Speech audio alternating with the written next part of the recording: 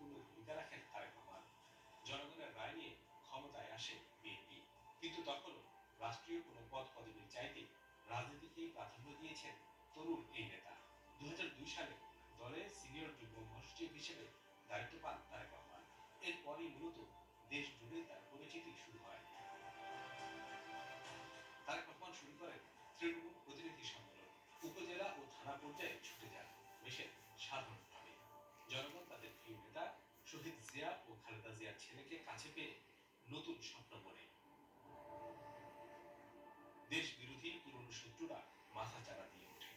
মিডিয়াতে শুরু হয় অপপ্রচারের ঢল, দুর্নীতির মিথ্যা বয়ানে সয়লাভ হয় টিভি ও পত্রিকাগুলো। এমন প্রেক্ষিতে ২০০৭ সালে সেনা সমর্থিত সরকার তাকে আটক করে। নিষ্ঠুর নিপীড়ন চালানো হয় তার উপর। অবশেষে দেশ ছাড়তে বাধ্য হন তিনি। চিকিৎসা নিতে পাড়ি জমান লন্ডনে।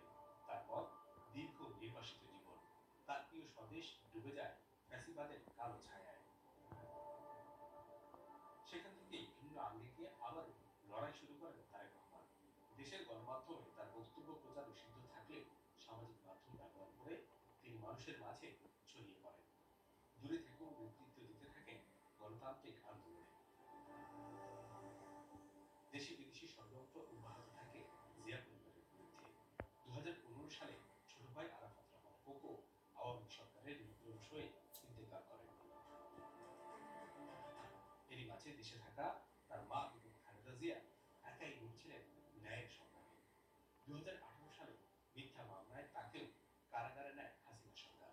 এবার ভারপ্রাপ্ত চেয়ারম্যান হিসেবে দলের দায়িত্ব নেন তারেক রহমান।